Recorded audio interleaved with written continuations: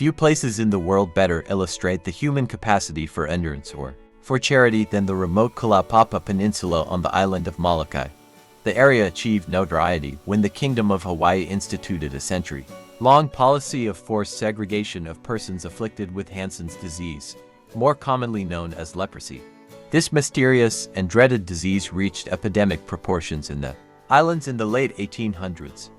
At the time, there was no effective treatment and no cure, with new cases threatening to eradicate the native population and no knowledge of what caused the disease. Officials became desperate. To government officials, isolation seemed the only answer. In 1865, the Legislative Assembly passed, and King Kamehameha V approved, an act to prevent the spread of leprosy, which set apart land to isolate people believed capable of spreading the disease.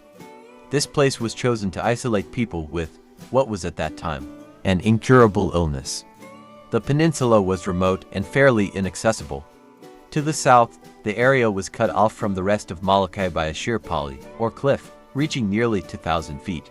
The ocean surrounded the rest of the area to the east, north, and west. Boat landings were only practical in good weather only. Hawaiians had inhabited this peninsula for over 900 years, so the land could support people. Vegetables such as sweet potatoes, taro, and fruits could be grown in the valley and on the flatlands. The ocean and tidal pools provided seafood. Fresh water was available from Waikolu and Waianau valleys. Once the decision was made and the law passed, the government proceeded to purchase lands and move the Hawaiian residents to other homes, severing their long connection to the land.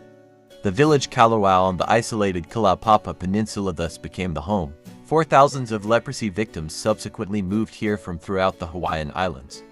On January 6, 1866, the first group of 9 men and 3 women were dropped off at the mouth of Waikolu Valley, the closest accessible point to Kalawao on the southeast side of the peninsula. By October of the same year, 101 men and 41 women had been left to die at Kalawao. The early years, 1866 to 1900. The government's expectation was that these patients would move into the houses left behind by the Hawaiians who had lived in the area previously, and the ill would tend crops and sustain themselves. But this belief soon proved to be wrong. It soon became apparent that most patients were too ill or demoralized to be self-sufficient. With no hope or will to live, some patients fell into vice and immorality. Reports of the insufficient housing and lack of supplies were soon filed by the patients and their families, by the resident superintendent, and by the Board of Health agent Rudolph W. Meyer, who lived on top of Pali overlooking the settlement. As stories of the deplorable conditions spread, many Hawaiian people hid their afflicted relatives and friends, hoping to prevent their discovery and banishment to a certain death. Others chose to go into isolation with their loved ones as a kakua, a helper. In spite of the Board of Health's efforts to improve conditions, including building a hospital and homes, supplies of food and clothing, housing, and medical care could not keep up with the numbers of people being sent to Kalawao. Starting in 1873, major improvements were made due to the arrival of Father Damien and the interest and support of the next 2 Hawaiian kings, William Charles Lunalilo and David Kalakaua. During the years 1888 to 1902, the isolation laws in Hawaii were strictly enforced and the population at Kalawao swelled to over 1,100 people. During this period, the Bishop Home for Girls opened in Kalaupapa and was managed by Mother Marianne Cope and the Sisters of St. Francis. In Kalawao, the Baldwin Home for Boys was being run by Brother Joseph Dutton and Brothers of the Sacred Heart. During this time, people began gradually moving to the peninsula's west side Hawaiian fishing village of Kalaupapa.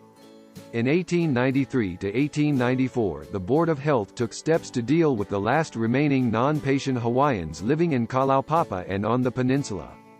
The isolation settlement was expanded to include not just Kalawao, but the entire peninsula and all trails and lands to the top of the Pali. The last remaining private property was purchased and all non-patients removed. The centuries-long habitation of the Kalaupapa Peninsula by non-patient Hawaiian people came to an end. The Board of Health began relocating patients to the Kalaupapa side of the peninsula, because the climate was warmer and drier, and freight and passengers could be landed more easily. Water lines were extended from Waikolu Valley to bring Kalaupapa a fresh supply of water. As the ramifications of the disease unfolded, husbands were separated from their wives and children. Diseased children were removed from their mothers and fathers, and babies born to patients were immediately taken by health officials to be placed in the care of relatives or taken to orphanages. Although Hawaii did more for its people with Hansen's disease than any country in history up to that time, it was still a frightening experience for the patients and difficult for the healthcare workers and clergy who ministered to the sick. The 20th century, 1900 to 1945. Starting in 1900, the Board of Health implemented a plan to provide high-quality services, facilities, utilities, and medical care for patients at Kalaupapa. A major construction program began, with individual cottages, dormitories, hospital facilities and other buildings being built. In 1902, Dr. William J. Goodhue became resident physician and John D. McVeigh became the settlement's superintendent. These two men worked to improve the quality of life within isolation by promoting sports and other activities, improving medical procedures, and by treating patients with respect and human decency. The Board of Health records over the years reveal how the disease knew no racial or ethnic boundaries. In the Board of Health's annual report for 1903, the records show the total patient population at Kalaupapa to be 888 people, 541 males and 347 females. Of that number, 459 males and 338 females were Hawaiian. Among the other major racial groups represented were 40 Chinese men and 3 Chinese women, 12 Portuguese men and 2 Portuguese women, and 7 American men and 1 American woman. In the 1900s, the federal government of the United States of America built 2 facilities on the peninsula. The Molokai Light was built on the northern tip of the peninsula to help guide westbound vessels into Honolulu Harbor on Oahu. Opened in 1910, a succession of lighthouse keepers and their families lived at the station, segregated from the patient population. Over in Kalawao, a hospital complex was built to conduct Hansen's disease research.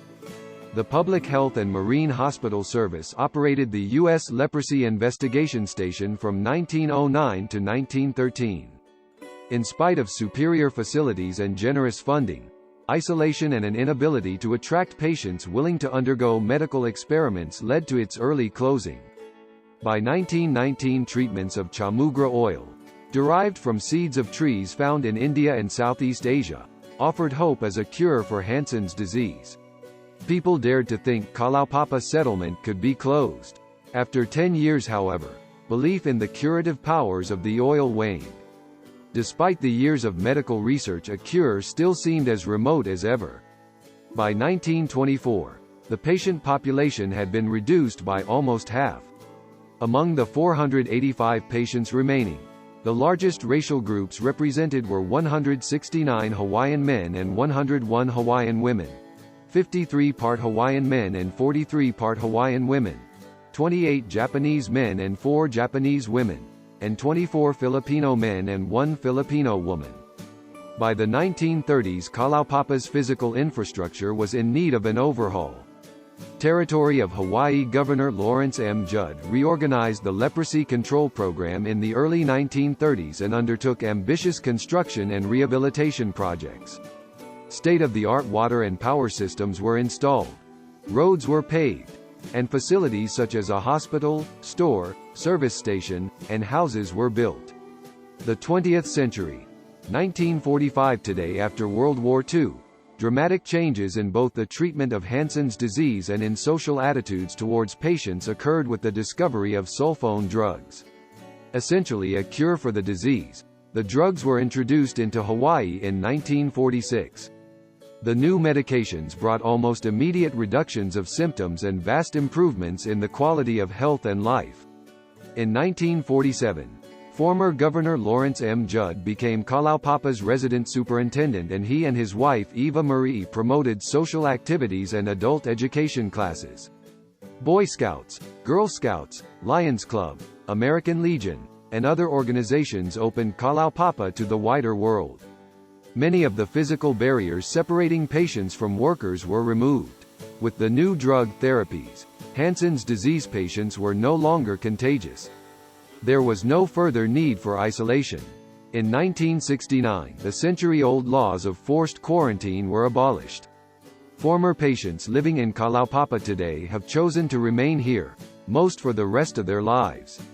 Kalaupapa has been home for 100 years for people once banished from society, but it is in transition due to its ever-decreasing patient population. The settlement is much quieter than it once was. There are fewer buildings. Life today is lived at a somewhat slower pace. But Kalaupapa remains a remarkable place with an extraordinary history.